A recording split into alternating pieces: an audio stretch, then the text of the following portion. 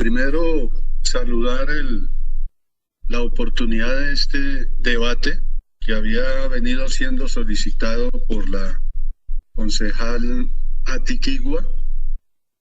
Muy bien, creo que la iniciativa y la propuesta y el conocimiento que ella tiene, pues no puedo yo decir que vengo a reforzar lo dicho por ella, sino seguramente en algunos de sus puntos ponerme de acuerdo y los otros solicitarle al gobierno de la ciudad, como siempre lo hace, que ante las solicitudes, las inquietudes de los concejales, pues tengan las respuestas que se deben manifestar en los debates de control político. Lo primero que debo decir es lo siguiente. Si bien es cierto, estamos haciendo un debate en el Consejo de la Ciudad para solicitarle respuestas al gobierno de turno en cabeza de la señora alcaldesa Claudia López y con su buen equipo de gobierno, es la razón por la cual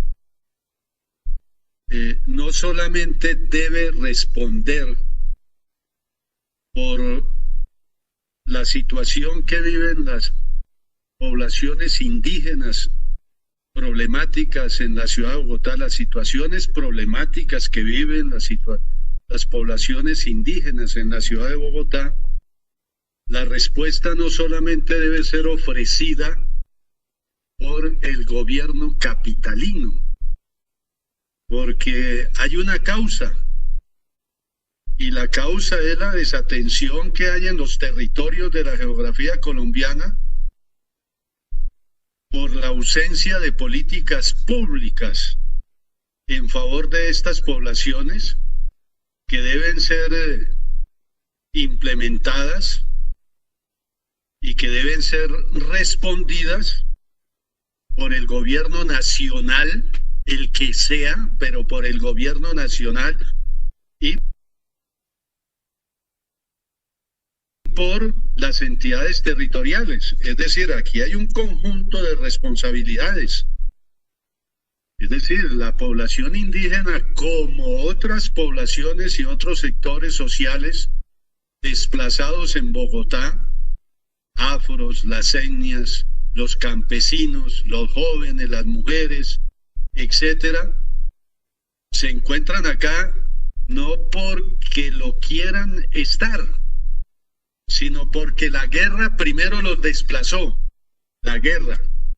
Y la guerra tiene también un origen, y es la desatención de los gobiernos nacionales y territoriales por la pobreza, por el desempleo, por la falta de crédito, por la falta de trabajo, por la falta de empleabilidad a los más desfavorecidos y a los desposeídos de este país. Y por eso, para hablar del tema traído en buena hora por la concejala Atiquigua, en esa condición se encuentran los indígenas en Bogotá, en su condición de desplazados. ¿Por qué? Porque allá en sus territorios hay problemas y tuvieron que salir de su territorio. Y claro, Bogotá desde sus políticas sociales tiene que animar las atenciones para todos los que vivimos en esta gran ciudad, en política educativa, en política de salud, en política de atención integral, de cultura, de recreación, de vivienda, de empleo. En todos los temas en que está dividida la administración de Bogotá, debe tener unos objetivos claros y contundentes para atender las justas reclamaciones de los desplazados en la ciudad de Bogotá, y en esa condición la población desplazada indígena. Entonces hay una información y hay una caracterización, y la información y la caracterización son elementos centrales para evaluar la respuesta institucional a fenómenos como el desplazamiento forzado. Es la información. Si no la tenemos, pues difícilmente se puede atender a las poblaciones. Y en el caso de Bogotá, es importante señalar la centralidad que tiene la caracterización en el proceso de respuesta, lo que ha permitido crear una base que consigna que para la población en Veracatío, Chamí y Dovida lo siguiente, que hay 732 personas correspondientes a 221 familias, hablo de esas poblaciones, de las cuales 336 personas son hombres, 393 mujeres y 3 personas no cuentan con identificación.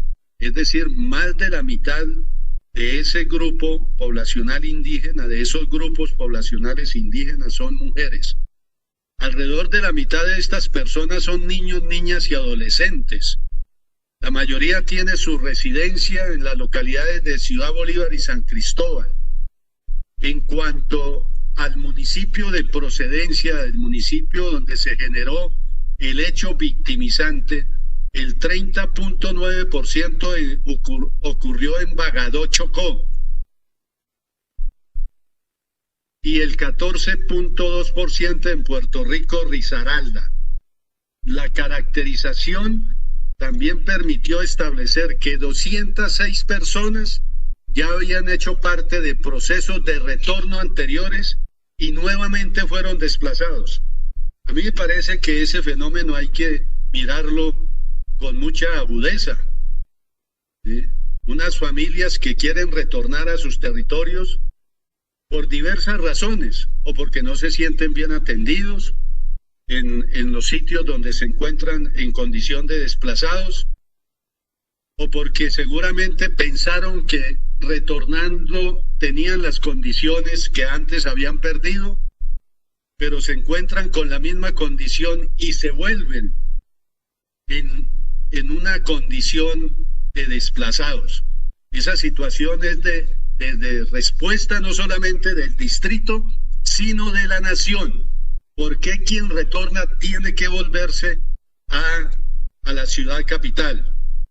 Entonces, eso hay que mirarlo muy bien.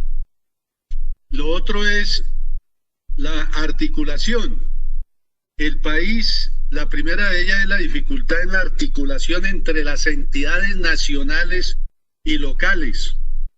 El desplazamiento forzado es un hecho victimizante que tiene repercusiones en los distintos niveles territoriales. En el país se ha construido un andamiaje institucional para dar respuesta, y esto implica entregar una serie de tareas específicas a los entes nacionales, territoriales y locales. Este andamiaje es tan específico que el retraso o el incumplimiento de una tarea significa la suspensión completa del proceso, porque tiene que haber una interrelación, una vinculación, una coordinación de los entes del orden nacional, territorial y, para el caso de Bogotá, distrital. Bogotá tiene unas funciones específicas en el proceso de respuesta y en la posibilidad del retorno de las poblaciones desplazadas. Sin el desarrollo de las funciones conferidas a entes nacionales como la Unidad de Atención y Reparación Integral a las Víctimas, o de los territorios donde se produce el desplazamiento, no es posible dar una respuesta totalmente efectiva. La articulación es un elemento central como consecuencia de lo anterior. La segunda dificultad es que problemáticas como las experimentadas por las poblaciones indígenas desplazadas muestran los límites de los enfoques utilizados para las políticas públicas Si bien los enfoques llevan la mirada de unas, no logran visibilizar la complejidad y diversidad de barreras y dificultades. Por eso se plantea un enfoque interseccional que dé cuenta de cómo categorías como el género, la etnia, la clase y otros elementos interaccionan en múltiples y simultáneos niveles. Las poblaciones indígenas no son solo víctimas, sino que pertenecen a una población étnica discriminada y con bastante rigurosidad. Discriminada. Si son mujeres o niños, hay unas barreras diferenciadas y estas aumentan por su condición de clase. Sin establecer la complejidad de las barreras, no es posible el restablecimiento de derechos y el reconocimiento de la dignidad humana de las personas y de las comunidades. Por eso es importante, vuelvo a repetirlo, establecer con claridad cuáles son esas barreras que impiden la implementación, o mejor, el disfrute de los derechos y el reconocimiento de la dignidad humana de estas personas que en condición de desplazadas y en su condición de población indígena viven acá en la ciudad de Bogotá. Ante las contingencias que enfrentan estas poblaciones, incluidas las comunidades étnicas en la ciudad, complejizadas por la pandemia del COVID-19, reiteramos el llamado al gobierno nacional para la inmediata adopción de la renta básica mensual y su reconocimiento como un derecho en el país. Yo en este punto tengo que reconocer, señor presidente, ya voy terminando, que ya se está dejando de hablar de la renta básica. Aquí somos excesivamente coyunturales. Duramos un día hablando de un tema, ya al otro día hablamos de otro, y ya del pasado cercano de un día ya no cuenta en la historia de nosotros, incluido todos los que hacemos parte del Consejo de la Ciudad de Bogotá. Ya se nos olvidó exigirle al gobierno nacional la renta básica mensual, que es una de las salidas para darle implementación a políticas sociales a poblaciones discriminadas, como las poblaciones étnicas que se encuentran en la ciudad de Bogotá, como las poblaciones indígenas que se encuentran en la ciudad de Bogotá y en otra parte de la geografía colombiana. El ingreso solidario no es la renta básica. El ingreso básico garantizado que quedó en el Plan Distrital de Desarrollo no es la renta básica. Realmente es un camino para favorecer a las poblaciones pobres y más vulnerables de la ciudad. Y por último, quiero decir que hay que implementar, doctora Ati, concejala Ati, el acuerdo 716 del año 2018. Es una iniciativa de mi partido, el Polo Democrático Alternativo, en cabeza de quien les habla, para hacer de Bogotá una ciudad libre de discriminación. Es que también lo que se hace con las poblaciones indígenas en la ciudad son actos discriminatorios de todos los que vivimos en la ciudad de Bogotá contra ellos. Eso tiene que quedar absolutamente claro. Yo agradezco, señor presidente, de que me haya ofrecido el uso de la palabra. Muchas gracias, Elio Nieves Herrera, Polo Democrático Alternativo.